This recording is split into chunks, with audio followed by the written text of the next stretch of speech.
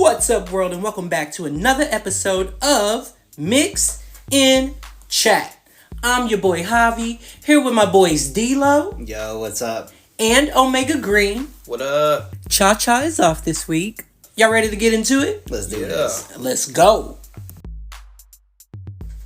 Alright, so y'all already know how we start out. Omega, how you feeling? Pretty shitty. Oh, honestly, gosh. Today has just been a very bad day, but I won't go into all that. Okay. So, D-Lo. And moving on. How you feeling? Oh, man. I'm a little irritated for a couple reasons. Well, we're going to get into that, too. Oh, my gosh. No, but we're going to get into that. Okay. But other than that, it's been pretty good. You know, had a good holidays. Ended up getting off work early today. Yes, Merry Christmas, Happy yeah. Kwanzaa, Hanukkah for everybody who celebrates. All the holidays. Or Happy New Day if Yeah. it's something you don't celebrate. Well, as opposed to how y'all feeling, I feel great. Yeah.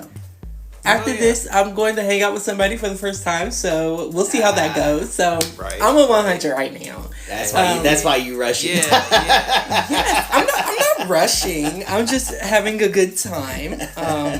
But I'm here to have fun, and hopefully this podcast will kind of lighten y'all's mood a little bit before y'all get back into. Or can get some things off our chest. I sure hope so. Yeah, let's fill it out. All right, well, we're gonna jump right into the hot topic, literally. Yeah. So here in this past week, or a couple of days ago, in New York on the subway, there was a Guatemalan man who saw a lady sleeping and caught her on fire, is what the story I got was. Oh. Watched her burn. Everyone on the train got off the train and watched her burn, including him. And recorded it. Recording it, yeah. Yeah. He was a Guatemalan man. He was apparently he was under the influence of something and had no idea what he was doing. But my whole thing about it is there's a video out there, multiple videos out there, Right. Because the whole world was recording it apparently. Yeah. And I wasn't in the loop. Ain't nobody put her out. They just record it. But one thing that somebody did do, which is the man that says that he didn't even realize that he set her on fire, was he fanned the flames. Oh, lovely. He was in the video. You see him, of all people, the cops walking straight past the lady burning. She's standing up at this point. I never heard her scream though. But he literally took his coat and started fanning the flames on the subway. So he lost his mind. Is what he's pleading. Allegedly. Yes. Allegedly. Yeah. But it's so it's they emphasize that he's from Guatemala because of the whole. Because that's gonna go within the whole rhetoric on that Deporting. Deporting. Yeah, we have all these criminals coming into here, playing right into Trump's hands. Yeah. So from what I did on the research is, and I'm still doing more research, so it's going to come out more and more on what really happened. But as far as what I've seen right now or read right now, the victim was asleep. It was a white woman. She was in her mid to late 20s, and everyone, literally everybody, even the cops, stood there and watched. That's crazy. See the cops on the video walking by her and just watching. Yeah, how very avant-garde. Yeah, people were screaming for her, but she was literally standing there burning. Didn't hear a word come out of her mouth. Wow. Yeah, that's very surreal, I want to say. I mean, don't get me wrong, like, shit's been crazy here in recent times, but, like, stuff like that. Because I saw it, like, in passing. I didn't have enough time to really understand exactly what was going on. I just saw somebody on fire, somebody recording it, and me being like, what is going on here? See, it was intense. Very graphic. I didn't know anything about that. I actually haven't seen that yet, so... Oh. Yeah. You got YouTube TV? Look it up. Even if you just have YouTube, check it out. Like, I'm not saying it because it's something that I want you all to look at. If you aren't that type of person to watch that, what gags me is not the fact that I've seen it. Is the people recording and setting yes. And that's not the way, just that. The fact that social media is allowing it to be played. No.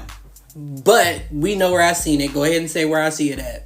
Facebook, YouTube, Twitter, X. Elon Musk. Yeah. Like I said, it's falling right into Trump's hand. Open for the world to see. Yeah, and that's fallen and that's why Elon did that. Because it's fallen into their hands. On the immigrants are, the portion and everything. But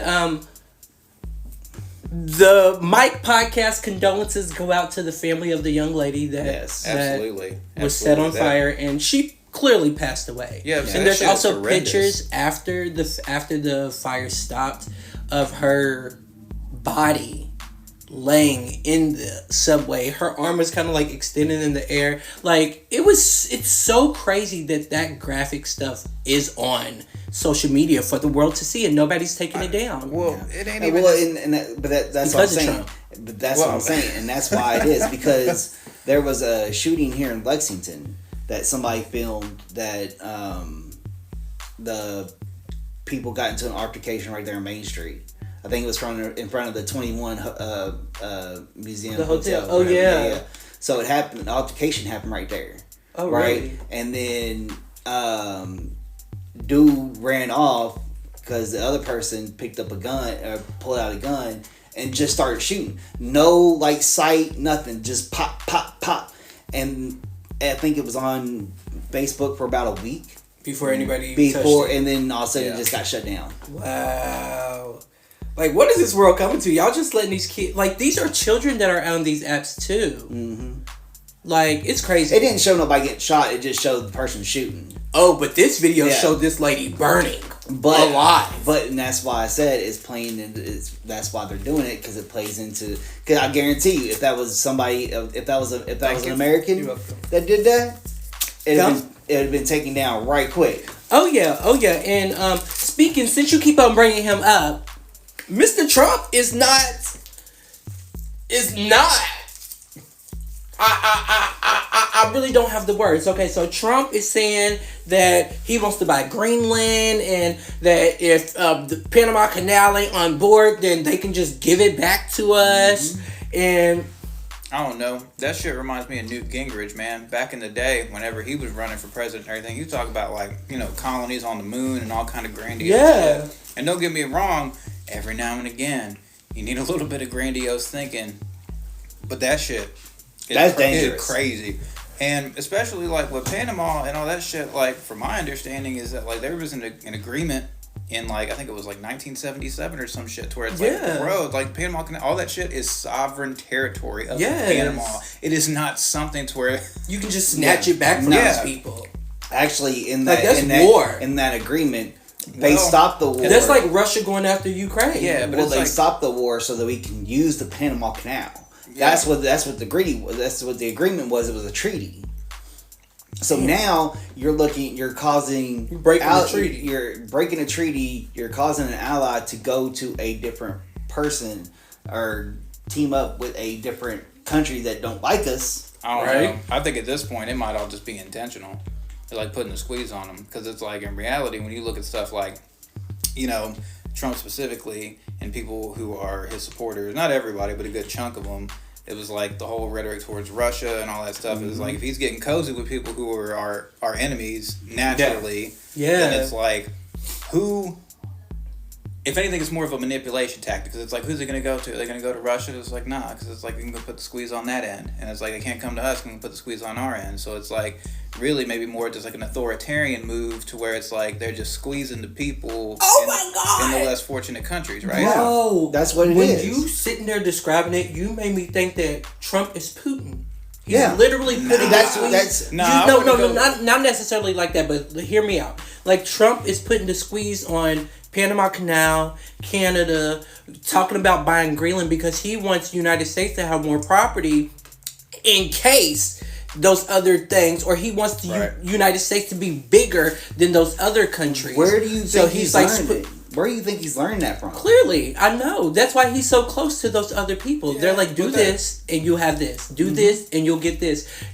He's learning from the enemy. Yeah. Which I feel doing that can backfire on you, because who's to say that those people that you're trying to squeeze up on don't go to them for help, and then the person that you think that you're friends with is just going to manipulate you out of your Exactly. And that's what's happening. Yeah, because enemies are going to undercut you at all costs. So it's like, but what I find ironic about it is that whole situation, especially when it's like the rhetoric is like, let's, basically we've overextended ourselves, right? Trying to say like, oh, we need to pull back from like when we abandoned the people we were helping in the Syrian civil war several years back, and like, pulling out of Afghanistan and doing shit like that. It's like they use the talking points at the time to be like, oh, we've overextended ourselves, we don't belong there, and pull back. But it's like, what is all this shit they're talking about doing? Trying to lean on Canada, trying to lean on Greenland, trying to lean on Panama and everything. It's like that, I think, is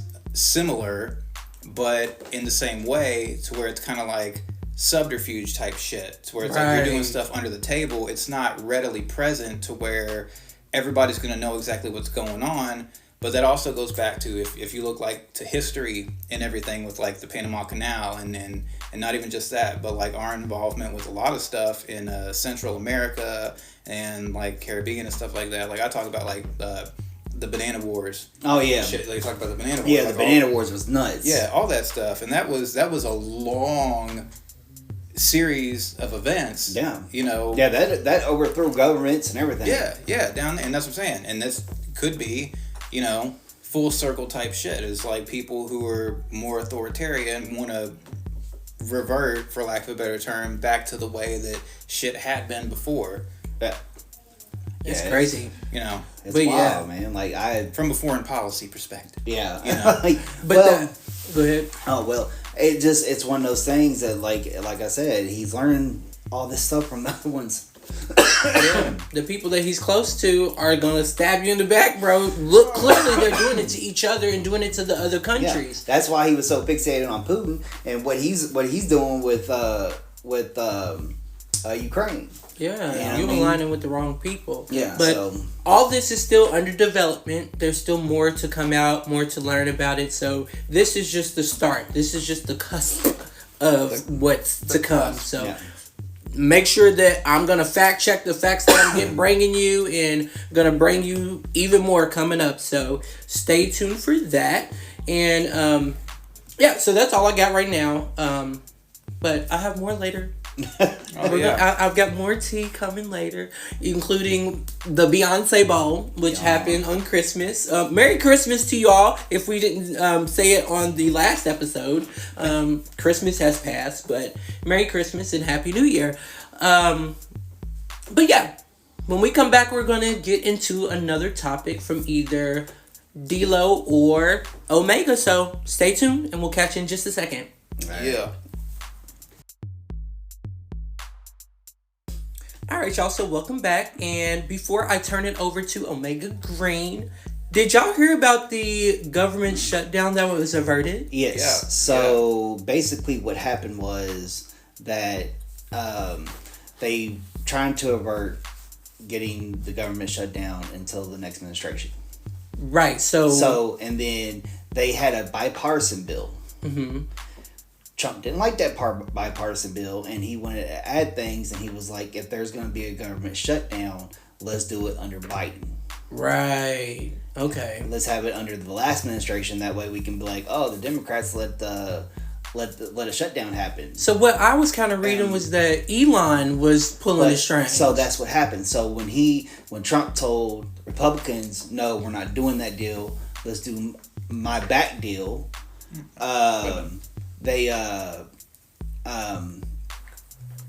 Elon got onto X and said something. You can say Twitter or X. So he that shit's always gonna be Twitter. It's always going to be that. But so he got on Twitter and said that if they didn't do this deal, then they would have to worry about getting primaried. Oh.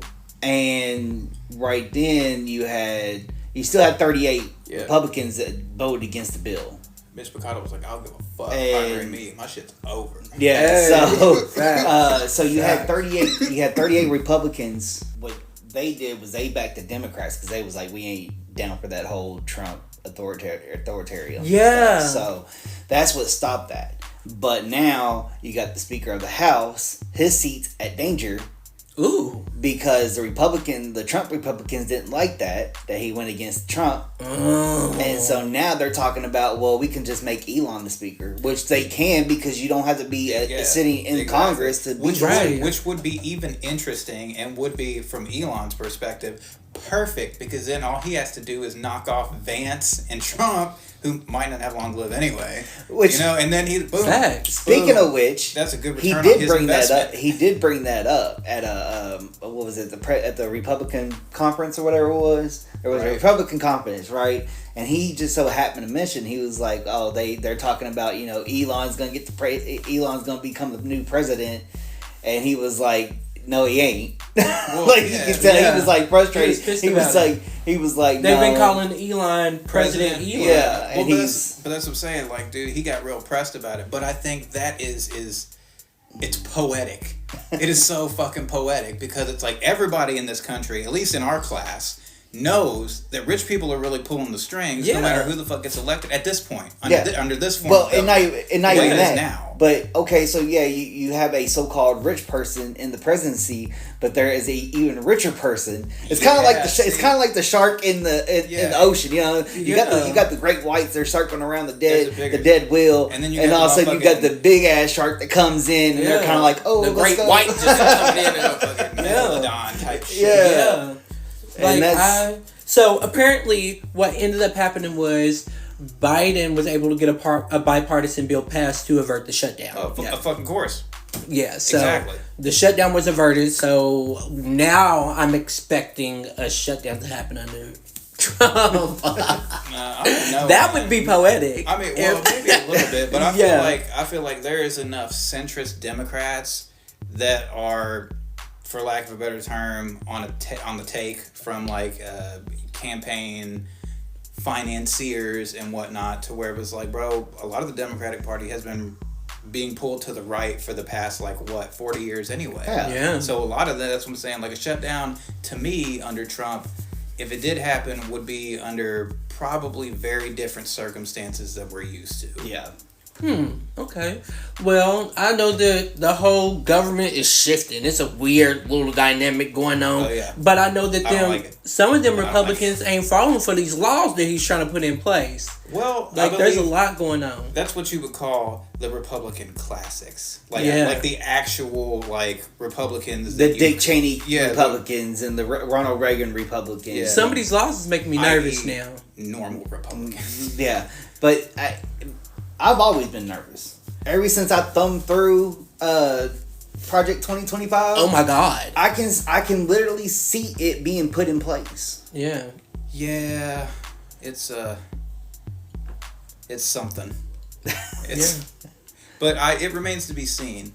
But that is also to say that if you were really going to do some shit like that, it would not be televised, right? You wouldn't see it. Just like Hitler wasn't fucking, broadcasting. Well, no, and that's why I think he's doing the things with that's why right now he's doing the things with Canada, Greenland, and Panama. Yeah. Not even that, but he's like, hey, look at this birdie over here.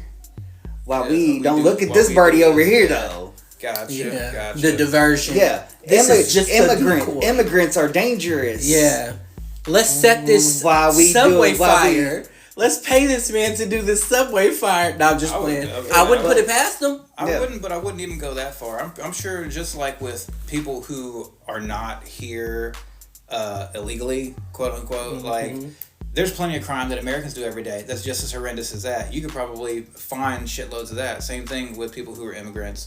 So I'm like, I wouldn't put it past them, but at the same time, I'm not going to be like, they could just look through a bucket of footage and probably find that shit. Yeah. So and that's the thing though. It's like, so and that's why I think that it all that other stuff is just kind of like a magician, with the hand, with the quick hands and all that. It's just like, hey, look at this. Yeah. But I'm just glad that the government didn't shut down. Even when they do shut down, I'm just sitting there okay, so this don't hurt my pockets, does it? I'm confused. Well, not even that, but the pockets that it hurts is the people who have aid and like the state workers and all that. You know, like the garbage men and stuff like that. Yeah. Like it hurts them. It hurts. And then you got all the kids on Snap and shit that are hungry. So it's like, Facts. bro, it's like if you ain't getting money. I didn't think of it like that, but now that makes sense. So I'm glad it wasn't averted. Me too. But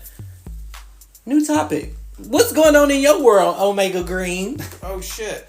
Well, we could take a little trip to what I like to call the Cannabis Corner. Ooh, Cannabis Corner. Okay, it's a work in progress, right? I was in the shower trying to come up with names, so you know how it is. But now I feel like I need to come up with a little sound for that. And ladies and gentlemen, welcome to the Cannabis Corner. Big bong rip, Yeah, let's do it. All right, well, okay. So, all right. We are in the end of December right now. And on January 1st, thank you. On January 1st, right around the corner, is going to be when the state of Kentucky goes medical cannabis officially. So long have we waited for this. Okay. And now, hopefully, in the next 2 years, people are going to get the relief that they have been waiting for. What do you mean? Next 2 years? Well, what I mean is that in the beginning, on January 1st, 2025, on paper, we're going medical. Like it's happening by law, but in reality, I'm just kind of like a realist to where we don't have an infrastructure really. Yeah. So it's like even though that we had this lottery and everything for cultivation, processing, and all that, it was like, bro, it needed to be. The beginnings of its growings in soil or whatever should have been this past year for there to be enough product for the market to be able to do something. Yeah, so normally when the state implements something like this or they actually go green, they get the people, like you said, the infrastructure, like the people, the farms and all that to start growing it. Oh. And get them licensed and so they can start growing it. So by the time they launches, it's ready to go. Yeah. My question to you though is like, wouldn't they just buy it from another state? Okay, well that was my next point. Is that Bashir the other year, whenever he announced his executive order or whatever, he more or less was like, you can go and get it from out of state, but keep your receipt type shit. Yeah. So it's like, in the beginnings, that's understandable, but in my mind, I'm kind of like, that's kind of a pitiful excuse to be behind. Like, I get it. If you're going to do something, you want to do it right. And then you're putting the people that are going to get this stuff, then keeping their receipt in danger because who's to say they're not passing through a state where it's illegal? But because I know like a while ago, it was like Kentucky was illegal, but you could have a certificate to go get it medically from another state. But if you went to like Michigan or somewhere north, you would have to pass through Ohio where it was illegal, or Illinois where it's illegal. I mean, not Illinois, Indiana, and then to get it, and you have to drive back through that state. Yeah. So there is definitely a bit of a gray area, but I guess that's not something that I directly considered. Because it does open some people up, but like Ohio's good. I guess you just have to take a certain path to get to. But Ohio's legal now. Indiana's not. No, but I'm just saying, like, depending on where you were going to go to get it, you would probably have to plan your route accordingly. Yeah, you're gonna have to take a look. Actually, in the northern states, I think Indiana is the only one. Yeah. That's illegal still. So, I mean, you can go up to Ohio now, good, come back. You can go up to Illinois, come back. Period. And so that won't be so bad now that it's somewhere that's like an hour away. You know what I'm saying? But I mean, at the same time, I get what you're saying. Like, okay, it's not cultivated and ready for the infrastructure here to build Kentucky up as far as. And that also leads me to my next point. Oh, hey. Is that we had these lotteries, right? Mm-hmm. Supposedly, they said, we're going to have a lottery. It's the only way to make stuff fair. And, it would seem that would be the case. But as it's gone down, like, it hasn't really gone exactly how I thought it would. Because when they had the lotteries, like, people, companies, or what have you from out of state, like, they dominated. It's pretty ridiculous in my opinion. But I can also see from the state's perspective and planning standpoint, even though it was completely random, if you were going to give a license to somebody to cultivate something and do what it is that we're trying to do, you would want to make sure that they maybe have like a track record of, producing quality control, like a whole bunch of different stuff. And people who are from out of state that maybe have maybe they operate in several different states where it's legal. Both you've never done it here. Yeah, but they could be like, yo, you have experience, so we understand you would be a good fit. We should give you a license because you're qualified to do it. You know, and then everybody's jumping in Kentucky because, like I've said in previous episodes, Kentucky's the best place to grow it. So everybody's about to be like, "Oh, let me in." Yeah, it's gotten to a point that people that do grow with soil, like they'll buy their soil from here. Got you. Because it's the bluegrass. Well, technically it's let's say here in Lexington you got a lot of clay in the soil that gives it nutrients that most places don't have, but places like Maysville it has limestone. And that's a different breed. I don't know what I'm talking about, y'all. It is though. It gives it nutrients that clay and no other soil can give because that's why it became the number one in tobacco sales and tobacco growing. And so wouldn't it be wild if they replaced tobacco with weed? I just thought about that. That's why they illegaled it in the first place because they didn't want it to replace it. Tobacco. Well, they needed to now. No, they need to. And Kentucky should have been the first one. Just have edibles on the shelves instead of weed. Well, Kentucky should have been the first one because edible. we need a cash crop. Yeah. We need one. Tobacco. It's tobacco. No. But yeah, I mean, I get that because I think a lot of people, especially when it comes to that side of stuff, it's just there's the stigma that still has to be overcome. I think there is a degree of truth to it, but with purpose as far as people who are opponents of medical or full-on legalization or any stuff, they're always like, well, first you get the hemp in and then you get medical and then it goes recreational, and I'm kind of like, well, yeah, that seems to be the natural progression of things because hemp, people start realizing that it actually has at least some legitimate uses. Yeah. And then once you get to that point and it takes on more of the wellness side of stuff, people are like, okay, well, let's try medical cannabis now. And then once medical passes and people actually start seeing its benefits, all these demographics of people see its benefits, then they're like, hey, this isn't exactly what we thought it was. It's really not so bad. It's not as bad as we thought, at least. Mm-hmm. And then you get to the point where people are just like, you know what? It's just not really a big deal anymore. Let's just make it open recreational. It up. Yeah. And then you have Kentucky, which is ass backwards on anything they do. Hence why they had a medical marijuana bill that would have people traveling out of state where the state loses money. And then you still have to worry about the people traveling, make a stop just out of the lines. And then they get exactly. It puts people, it opens up, some questions. But at the same time, like I was saying, I can understand if they ain't ready and he was ready to make an executive order, he probably has to come up with some kind of justification. So he was like, well, you know what? Just bring the receipts.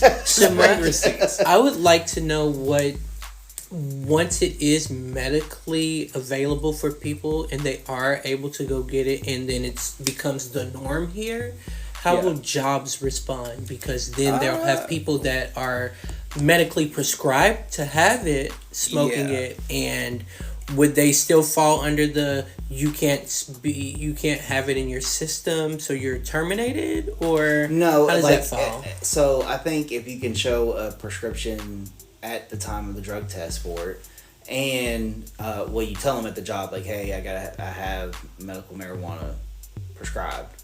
Yeah. You tell them up front.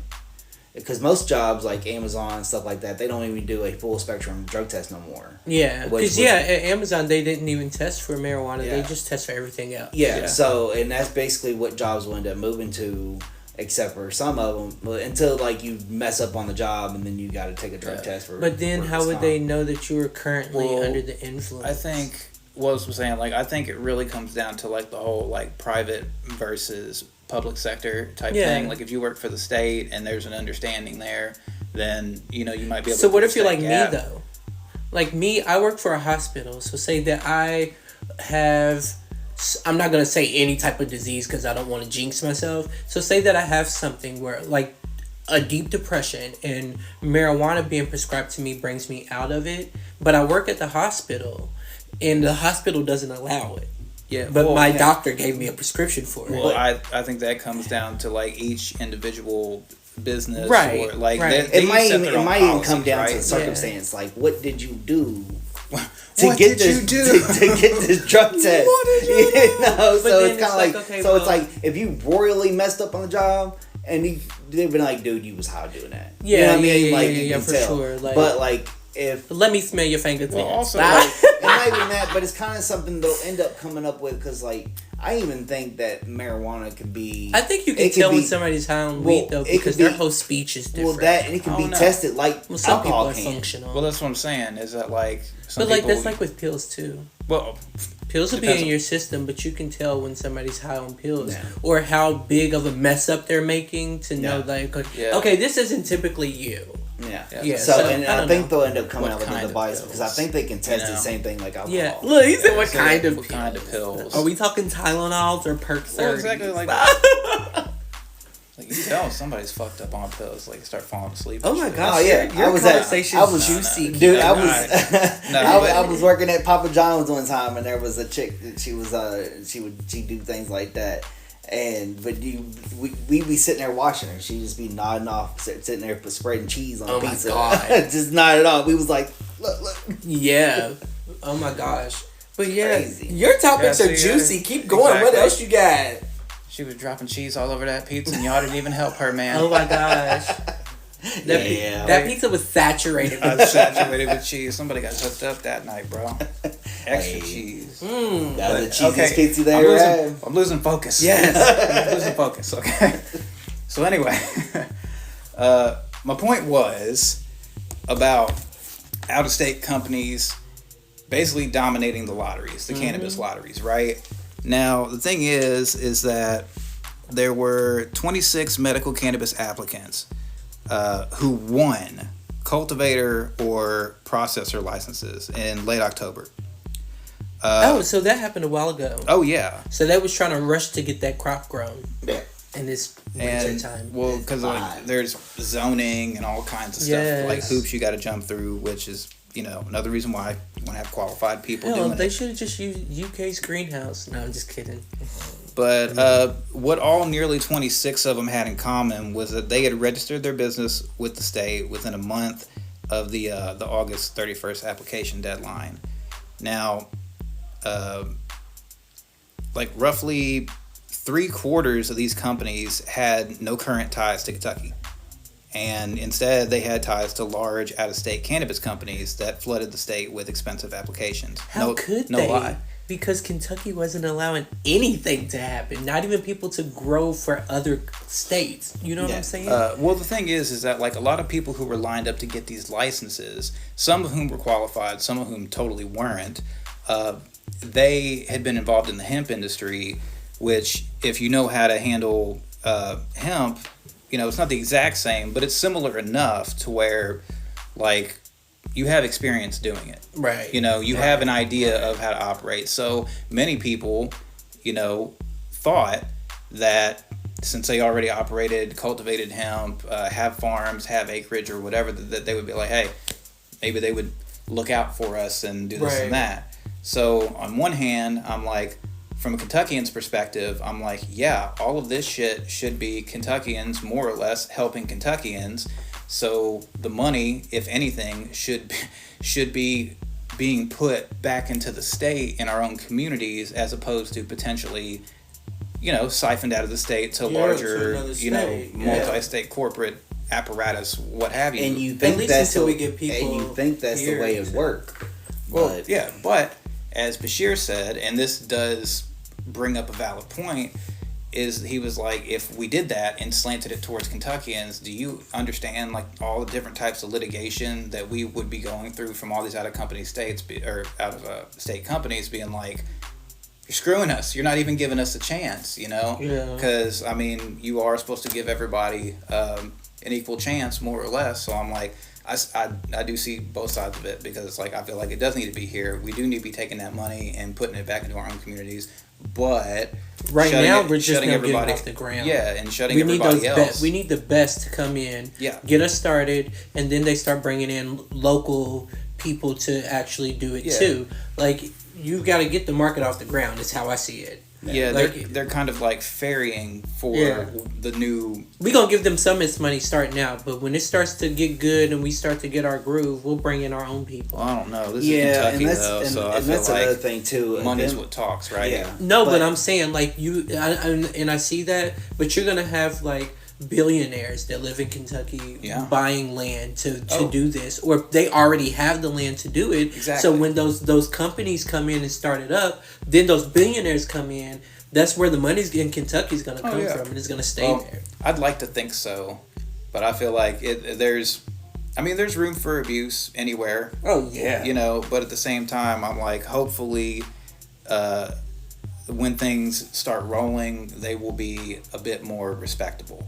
Yeah. You know, but it just raises concern, because it's like, you know, a bunch of out-of-staters are coming and, you know, starting to, I guess, put roots down here, which, you know, may or may not be a bad thing. But like all of us, I think we're really just more or less concerned about doing what's best for Kentucky, more or less. Yeah, and like I agree with Hobby. I mean, I think once it starts rolling in and it starts getting settled and people seeing how it works more, then it's gonna open the doors to something future, and Kentucky may finally jump on board, because that was the one thing McConnell was like, Kentucky would be the last one to legalize it.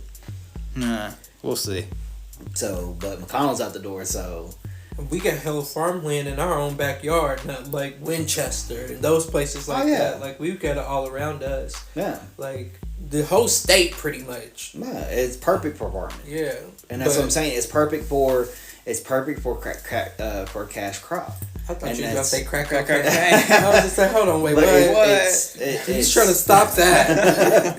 It's perfect for that, because I mean, and that's what Kentucky has been known for, is tobacco and anything that grows from the ground, because we're the best ones to grow. Mm-hmm. Well, I would like to think, you know, with the way that things were with the hemp market since 2018, at least in the state, we had a good start. We had a crash in prices and everything. So it's like we've seen enough, but I would think from an economic standpoint, anybody who's worth their salt would understand, at least loosely, the workings of new or re-emerging markets, to be like, okay, we can maybe navigate this a bit better than last time, because 2018 is recent history. You know what I'm saying? Yeah. So it was like, I'd like to think that we learned from our mistakes in the ways that some people operated then, but we don't really know. But what we do know is that 26 people got the licenses for cultivation or processing, and throughout the state, Kentucky's basically only granting 4 dispensary licenses per region, because they've got shit broken up in regions, with an additional limit of no more than 1 dispensary per county. However, because Jefferson and Fayette counties, like Lexington and Louisville, are so big, we and they are an exception to that rule, given our large populations. So we and they get 2 dispensary licenses each. You know, so we get 2 dispensaries in Lexington, we get 2 dispensaries in Louisville. Okay. So, you know, that's something. That's something for them. That's new. So, are the dispensaries already here? I do believe that they are, but obviously, like, stuff's not really in operation. A lot of people have set up their businesses to be that. Yeah. But I'm pretty sure there's a bunch of people that have been granted licenses as well that don't even have storefronts or anything. So it's almost like the link is not complete. Yeah. So you have a handful of people that are going to operate now, and as we move forward over these next 2 years, we're going to see our infrastructure grow.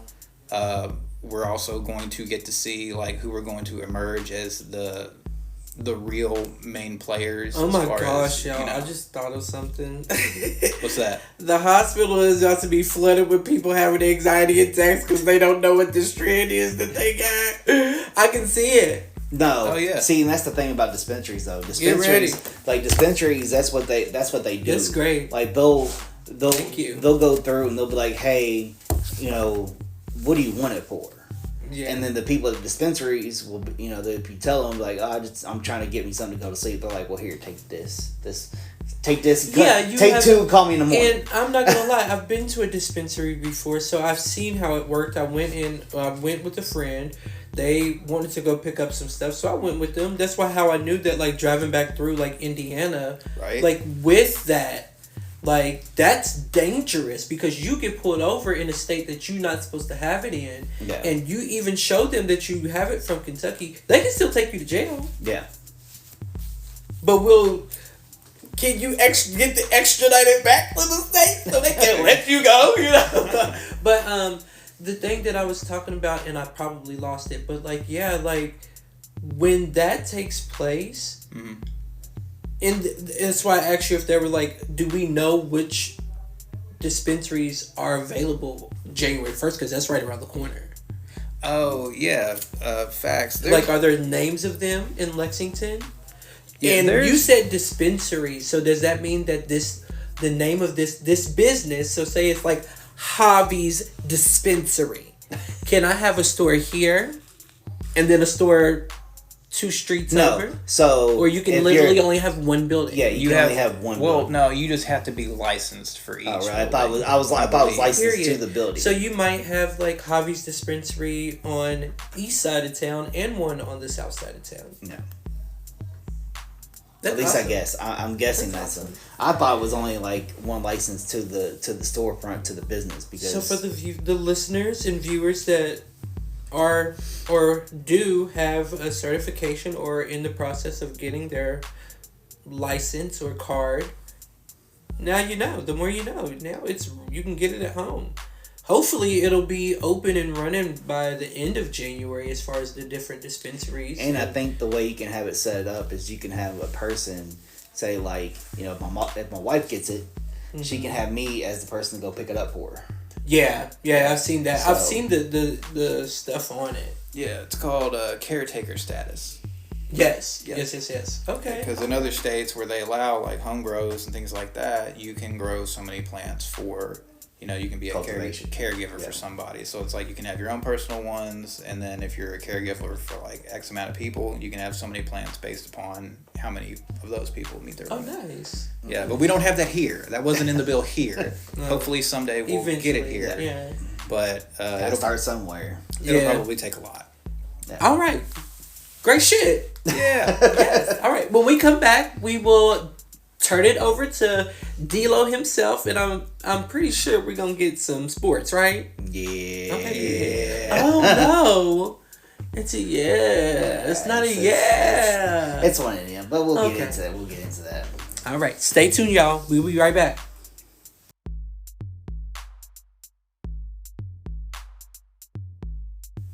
All right. So, like I said, we're gonna get into that, which wasn't a good game on the Kentucky front. Oh. So we are now 10-2. We was 10-1, but now we're 10-2. So do we fall? Yeah, we lost to Ohio State. So, and it was not a pretty win, or it was not a pretty loss. But I'm chalking it up to a bad game. Everybody can have bad nights. Yeah, 10-2's not bad. So, it's still good. And that's what I'm saying. At least we're 10-2, so I'm not calling. It's not like by now in like the Calipari area we were like, oh, this season's over. Yeah. Like there's still room to grow. There's still room for it. The only thing that I'm mad about is, we'll get into the game, but it knocked us from.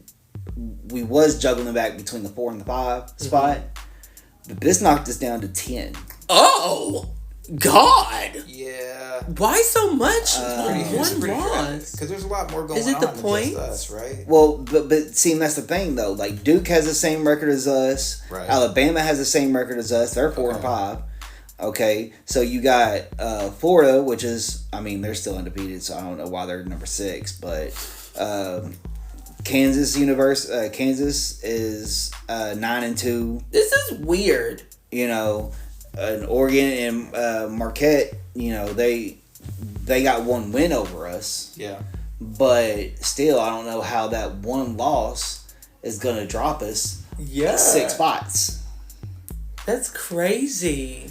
So I don't get it. I try not to understand it because I feel like it's just more confusing the more you know. I mean, the one thing that I can say was I just enjoy watching. The reason why it didn't is because when we lost the last time and it knocked us down to the 5 spot, we lost to a ranked person. This time we lost to an unranked person. That might be why, because they were unranked. Yeah. So now they just. So where are they now? Do you know? Ohio's still unranked. But they're we're gonna knock you down 6 points, but we still ain't gonna be ranked. Well, yeah, but they're 8-4. You know, while everybody else is like 10-2, 11-2. You know, Florida's undefeated at 12-0.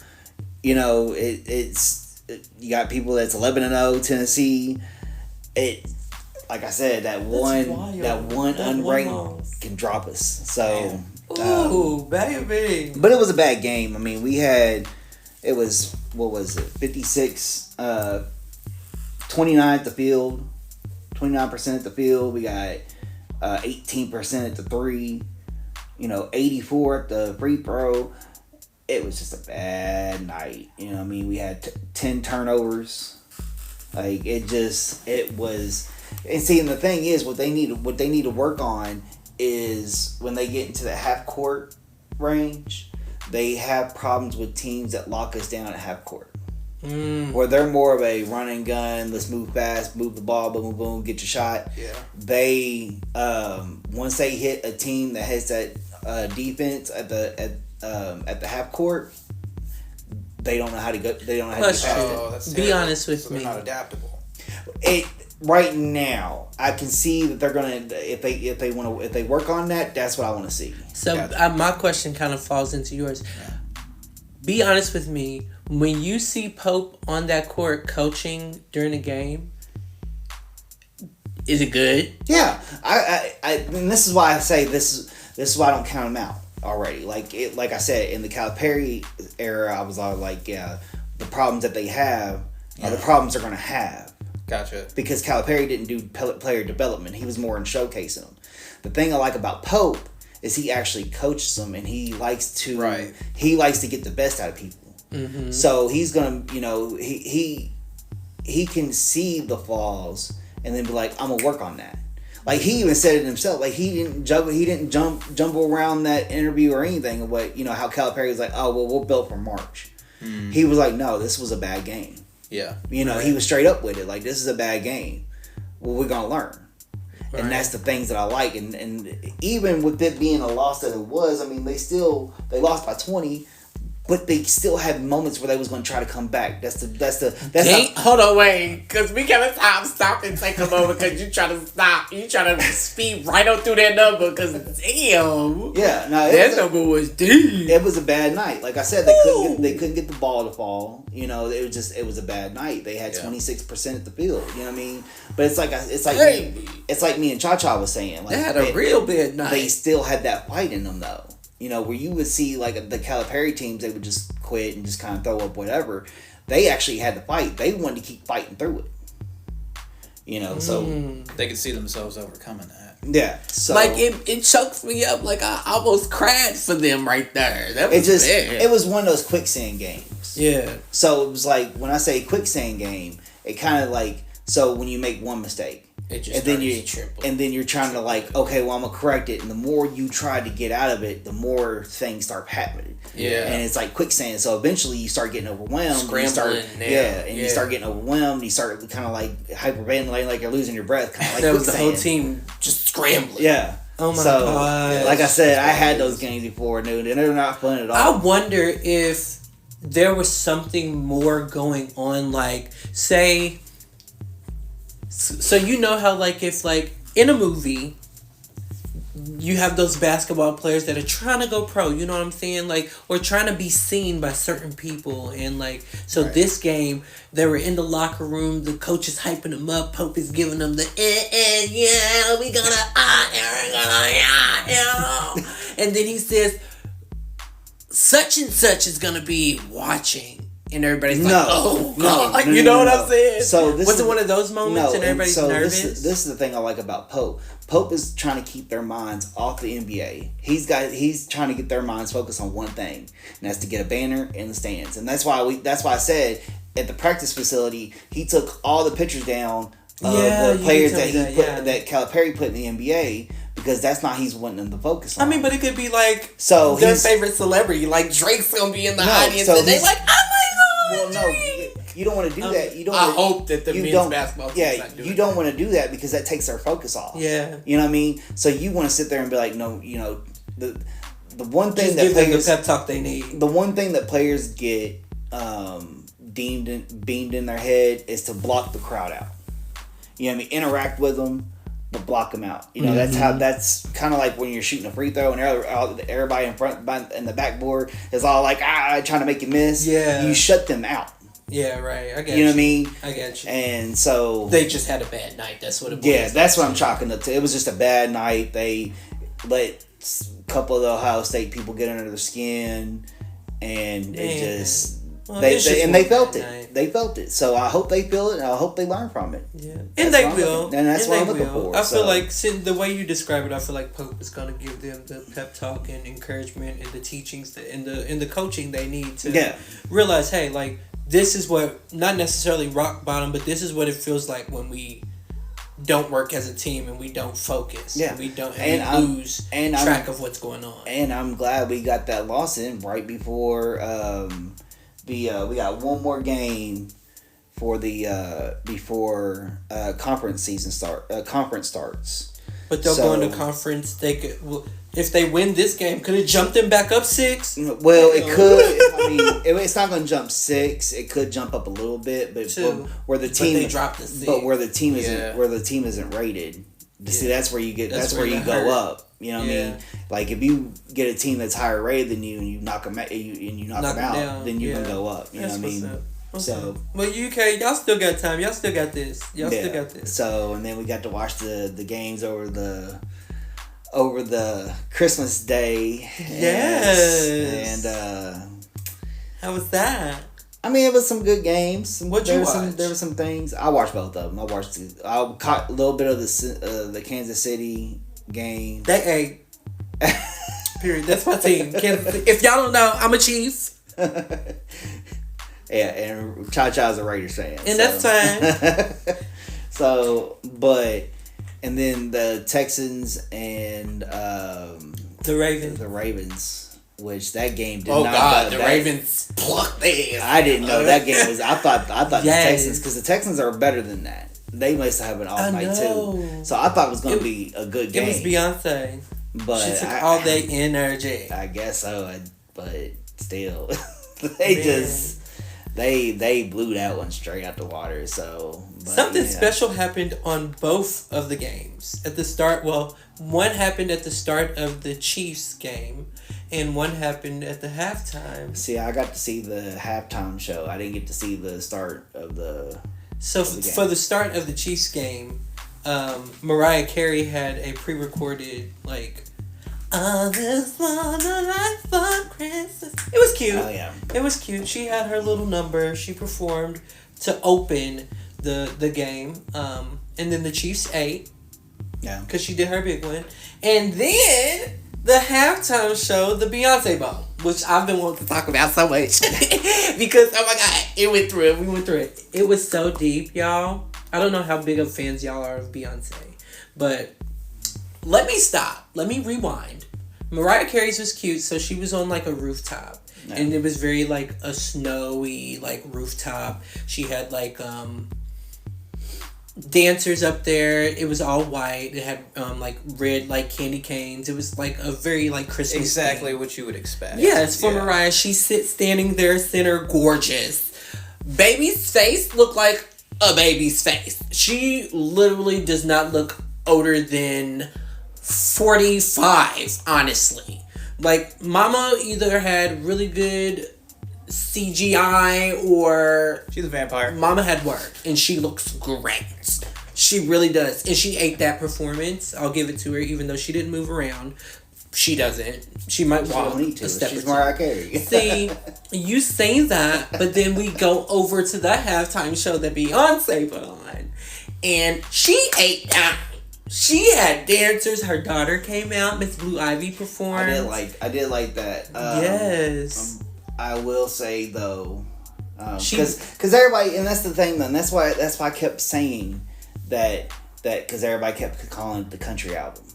It's not. It's not a country album. It's a Beyonce album with country influence. And there's so many people that are like, I don't even know why she did that. Why did she make country music? She's not a country artist. Girl, sit down. Like it's not a country art. It's not a country album. You're gonna leave money on the table? I don't think so. Not at all. So if she untapped market, let me tap it. And if she's serious about it, what she would do is she would have took more influence from what was the ladies that was there with her that did Blackbird. Yeah, they're actually country music. They're actually country music artists. That's their genre. Yeah, and so she should have took more influence and more collaboration from them to get in, and that's why people were upset about how she didn't win the CMA. And then Dolly Parton came out and said, "Well, there's people that's been doing this. She came out with one album. Yeah. That's not fair." Yeah. You know what I mean? For sure. You can't get it just because your name's Beyonce. Yeah. And that's a fact. And I don't think Beyonce expected to get an award for it. But some of her fans did. Because, yeah, her fans definitely did. But I don't think Beyonce expected it. Beyonce was throwing shade back at them because of how they treated her when she performed with the Dixie Chicks at the awards. So she was like, okay, well, I'm going to make music that is considered country to a lot of people. I'm going to use country artists in my music to put me in that category. But hold on, let me finish. I'll let you talk. And I was silent. And I'm going to also give a whole entire country album, but it's not going to be country.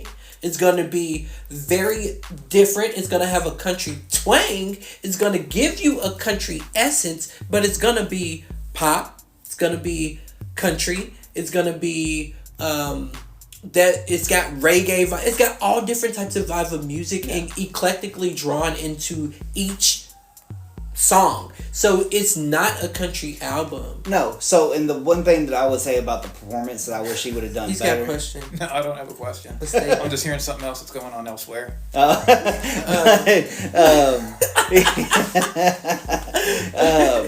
so the thing, the what I would criticize on the performance. You don't like Beyonce. Let's just put it out there. That's just like, go ahead. No, so it was good. You know, she had her daughter out there. Yeah, it was. She had Post Malone there. Yes. She had Shabuzi there. Yes. They did their thing. She had all those girls there too. They did, but she only did one of their lyrics. What I would have liked to see was she would have gave them more time, just like she did Shabuzi and Post Malone. So you want me to tell you why she didn't give them more time? Because they know bodies, and that's her set. No. Because that's the only part of the album that they were in. That was the only song that they were in. Yeah, but Shabuzi got his time. Because he was like Post Malone actually got his featured. Like it's Beyonce's album, but it's their song. It's Beyonce's album, but it's their song. These were people that are only featured in parts as far as particular pieces. That song, that Blackbird song she sung. Yeah. All them girls were part of that song. They sung their part of that song. They sung their part of that song. That's all they had. I only seen like one of them. Yeah, so the song is them. Beyonce sings it first. And then when she sings it the second time is when all the girls have their different segments of it. And they sung their different segment of the second verse. But that's all that they had in that song and on that entire album. Yeah. No, yeah. I know. Shabuzi had so much more because she wanted to be like a dominant song. So she gave him, you got more because this is a man-female, this is a duo song. Yeah. This is a duet song. And Post Malone too. Like, there was no choice but to give them more time. So. But yeah, I felt like I needed to let you know.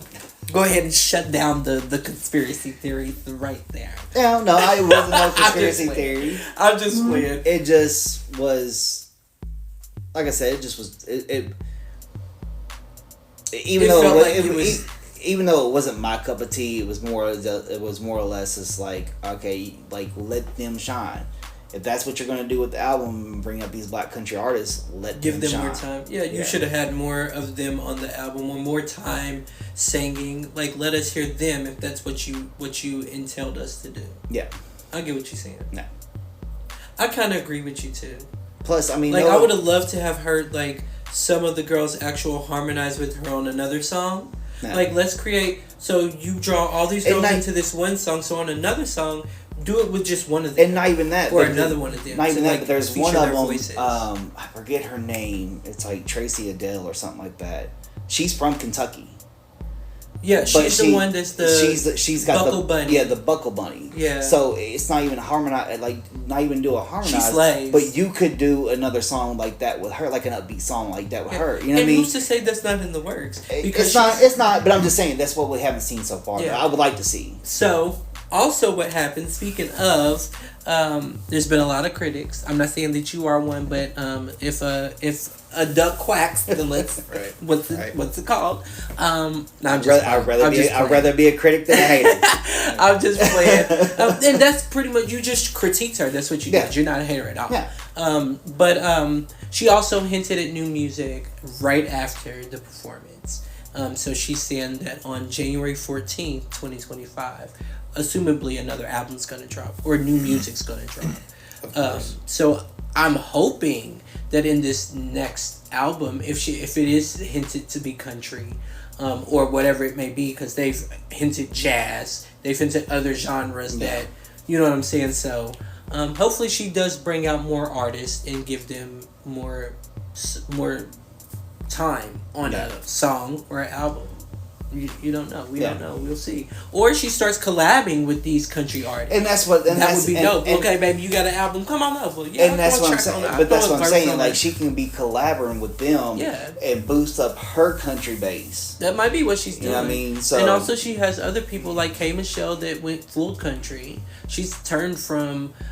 singing like R&B to now doing full country. She's a full country artist now. So she has other people that have swapped genres. So, and that she can collab with that are being accepted now into the country music industry. I would just like to see it more of a collaboration, more of That's what I'm saying. More of a Beyonce takeover. You know what I mean? Like what people some of the Beehive is wanting to do. You know? If that's what she's doing and it's working, stop her. It just Beyonce for president. Immerse yourself into the genre. Don't try to take it over. Yeah, and that's where some people fail. But some people like Post Malone can thrive under any genre. Oh yeah, because he can submerge himself into any genre. Yeah, my thing is the reason that she went so hard this time, and I already said it before. The reason that she went so hard this time and put out the album that she did is because of how they treated her when she just performed the song that she made, Daddy Lessons, with the Dixie Chicks at the VMAs. She wasn't, at that point, she wasn't trying to tap into the country music industry. She just made a song about her dad that was country, that had country twang to it. Like, yeah, it was considered could be a country song because she had, it sounded country. Yeah. Like, it was literally a country song, but the lady's from the South. That's the kind of music she was raised on, apparently. Yeah. But it was just a song that she sang with the Dixie Chicks, and she got all that hell for it. They took it down off the website, then they put it back up because of what people were saying about it. So she was like, okay, I'm going to take 5 years, and I'm going to make a dope-ass, quote-unquote, country album. But for me, it's just a Beyonce album because I'm also going to throw my music in on top of that. I'm also going to bring out artists that aren't being spotlighted, that need their shine, and give them spotlight under my name. So that way my fans flock to them too. Yeah, right. So she, even though she did just feature those people, those people's numbers went sky high. Like the Taylor Adele girl, that lady just skyrocketed. She had millions sold. Shabuzi's millions sold. All those Britney's millions sold. All of them had millions sold. So I'm assuming that eventually Beyonce, I'm hoping, because I feel like it would be dope if she started to collab with a lot of people. Yeah. Because like, we know who you are, Beyonce. You are queen. As far as when it comes to like the music and the platform and the brand that you've created, you're the queen of doing it. Yeah. Like, so now to collab with these small artists that need that type of boost would be great. Yeah, that shows your humanity. And you that's know what I'm saying. And that's why I said when we had that first talk in the first. So I agree with you. That's when we had that first talk in the first season where I was like, she needs to make it to where she's introducing more of what people are not hearing, what they're not accepting. Yeah, you know what I mean? Because only like she can do it because she has the platform to do it. She needs to use that platform instead of just being like, okay, well, I'm gonna do mine. But you also got to get a little piece, but you can't overshine mine. You know what I mean? Like, but you also got to see this, and where we had just kind of went back and forth about like the whole Beyonce trying to be country. Beyonce never has spoken about if she was trying to be country or what her intentions was when she put the album out. She just said this is a Beyonce album because it is Beyonce album. I mean, yeah, but everybody assumes that she's trying to throw herself into the ring and take over.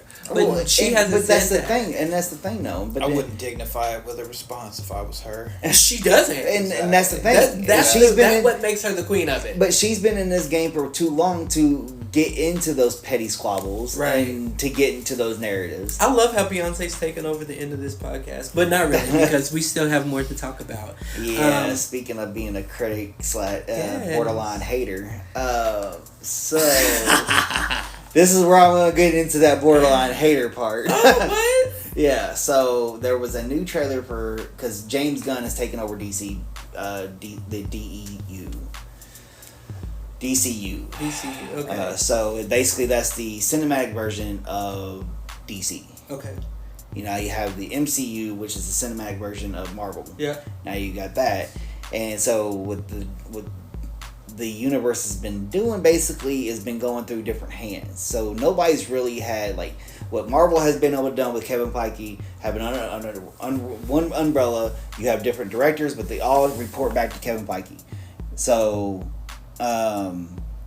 It is one of those things of just like, so now James Gunn, which is he was the director of the Guardians of the Galaxy films. I don't know his name. Which was pretty good, you know, like they were the ones that was out in outer space. The team that was outer space. Okay. With the tree. Yeah, the Guardians of the Galaxy with Groot. So James Gunn was the one that directed that. Okay. Directed those movies. Okay. And then he went over to be the Kevin Feige of DC. Okay. You know, so gotcha. He's been working on this 10-year plan. He got rid of Henry Cavill as Superman, Ben Affleck as Batman. Pretty much everybody that was under the Zack Snyder film is gone. Good. Good. But that brings us into this trailer that James Gunn finally dropped on his new Superman. Oh. So, you ever see one of those pictures of like, you know, what I bought, what I was thinking I was buying off Temu versus what I got? Mm-hmm. Okay, so let's put this in perspective. So, I think that Henry Cavill has basically been the closest Superman since Christopher Reeves. You got the Henry Cavill is what I think I was buying off Temu, and then you got I can't remember the dude's name now. I don't know what his name is. Yeah, so you got this dude is playing Superman now. So I don't really. This is what I got. Yeah, yeah. So I'm pretty sure. Like I'm not making any judgments until I see the movie. Right. But the one thing that I will say is they just cannot get a Green Lantern right. Yeah, that's pretty fucked up. And oh man, I'm glad Omega's here because Green Lantern is. Yeah, that's my shit. That's his shit. So like, and they just can't. And I don't understand the hate. I do, but I don't. On the Ryan Reynolds Green Lantern, it was pretty cool. I think at the time for the time that because it was. He's Deadpool. He just gives Deadpool. That was before he was Deadpool. Well, there's more to it. Like the movie itself didn't turn out great. It had the potential to be good. Yeah, it had the potential. And I think for anybody who is actually like a Green Lantern fan, Green Lantern is kind of an obscure character for lots of people. So as far as all that, like Ryan Reynolds was more concerned with writing Deadpool at the time. So the Green Lantern movie, aside from a bunch of other stuff, it didn't turn out how it probably should have. Yeah, and that's what I'm saying. Like I understand that, but for what it was still, wasn't a bad movie. It was still a cool concept. Yeah, I'm glad they made the movie just because like they finally made a Green Lantern movie. Right. But they didn't do justice. But now they're going with Guy Gardner, which sometimes comic book accuracy does not go with translate into movies. Because now you got this man looking like he's fucked up. He looks like he's the offspring of Lloyd Christmas from Dumb and Dumber that had a baby with Fester from the Addams Family. Oh God! When you remember in Addams Family Values where he's wearing the wig. Oh God! Yeah, looked like them two had a baby basically. Oh my gosh, that's insane. There is one in the comics that he has like a military style, spike type flat top type look. That would have been cool. Okay. But no, we're not getting that. But we're not getting that. This is what we should have got from team. This is what we should have got. This is what we're getting. Oh wow. So we're getting a lot more next year. I know we got It coming up. Oh my gosh, what is that? It 3? I think actually no, it's just chapter or what now? It's a series that they're Welcome to Derry. Okay. Oh, gotcha. Yeah. Oh yeah. Okay. So they're coming out with a couple of horror series. They're coming out with Crystal Lake. Okay. Which is going to be nice. Jason's backstory. Of course. And then you got Welcome to Derry, which is going to be Pennywise's backstory. Okay, nice. Speaking of Addams Family, Wednesday's coming back. Yep. And it actually starts back, I think, in January. You got... what else is it? Real quick. I Am Legend's coming back. I Am Legend 2. Well, yeah. I thought there was something... It was something else that was coming out in January that was like... Oh, Goosebumps is coming back. Season 2 Goosebumps. That'd be cool. Nice.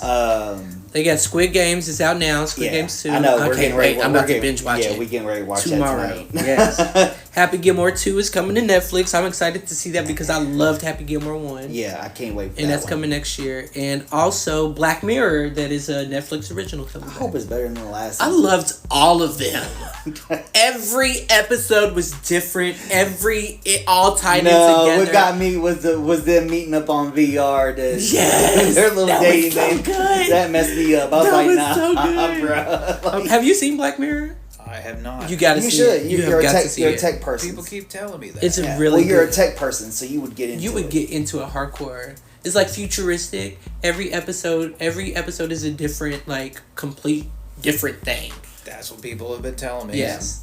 Yes, it's really fun to watch. So there is so much coming next year. I can't wait. As far as movies and TV series, Netflix is really turning up. Yeah, that's gonna be the new streaming service. That's gonna be the new live TVs and everything. Because they're even getting in January they're starting to do WWE Raw live on Netflix now. Yep, but interesting. So much more to come, y'all. So make sure y'all stay tuned and listen to Mix and Chat. I'm your boy JaVie, here with my boys D-Lo, yo, and Omega Green, yo, and we will catch you next episode. Peace. See ya.